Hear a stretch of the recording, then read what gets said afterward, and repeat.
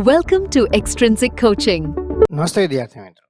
આજે આપણે ઇલેક્ટ્રોનિક્સના ખૂબ જ અગત્યનો એમસીક્યુ સમજવાનો છે મિત્રો, કે જ્યારે તમે બેન્ડ પાસ ફિલ્ટરનો ઉપયોગ કરો છો ઇલેક્ટ્રોનિક સર્કિટમાં ત્યારે કયો ડાયોડ વપરાય છે મિત્રો.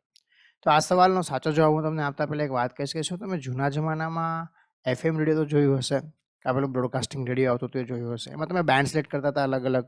જેમાં તમે બેન્ડ સિલેક્ટ કરો એમાં આકાશવાણી, દૂરદર્શન સમાચાર વાગે તો એ વાગે.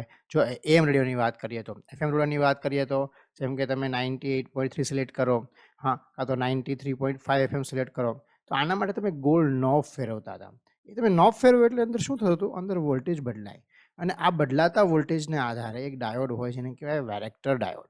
તો આ વેરેક્ટર ડાયોડ પોતાનું કેપેસિટન્સ બદલે, હા, વેરીકેપ ડાયોડ પણ કહેવામાં આવે, જેનો સિમ્બોલ જે છે મિત્રો એ ડાયોડની જો આપણે સિમ્બોલની વાત કરીએ તો આવો સિમ્બોલ હોય છે અહીંયા. આ વેરીકેપ ડાયોડ આને કહેવામાં આવે છે મિત્રો. મતલબ આ રીતે રેડિયોનું જે ફિલ્ટર હોય એડજસ્ટ થાય મિત્રો, અને આપણે જોયું હતું સ્ટેશન આપણે સાંભળી શકીએ, એટલે જ એને ટ્યુનિંગ ડાયોડ પણ કહેવામાં આવે છે.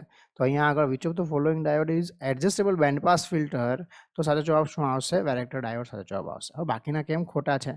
સ્ટેન્ડર્ડ ડાયોડ જે છે એનો ઉપયોગ જે છે વોલ્ટેજ રેગ્યુલેટર તરીકે થાય છે, ફ્રીક્વન્સી સેટ કરવા માટે નહીં, એટલે આ ઓપ્શન ખોટો છે. ટનલ ડાયોડ જે છે એ ખૂબ જ હાઈ સ્પીડ માઇક્રોવેવ સિગ્નલ ઓસિલેટરમાં વપરાય છે, એટલે અહીંયા પણ આ ઓપ્શન ખોટો છે. અને શોર્ટકી ડાયોડ જે છે એ પણ ફાસ્ટ સ્વિચિંગ માટે વપરાય છે. પાવર સપ્લાયમાં ઝડપથી ઓન ઓફ કરવું હોય તો એના માટે ઉપયોગ થાય, ટ્યુનિંગ માટે ઉપયોગ ન થાય, તો એ પણ ઓપ્શન જે છે એ ખોટો છે. તો હવે ક્યારેય ભૂલતા નહીં મિત્રો, એડજસ્ટેબલ ફિલ્ટર કે ટ્યુનિંગ આવે એટલે વેરેક્ટર ડાયોડ જ આવે.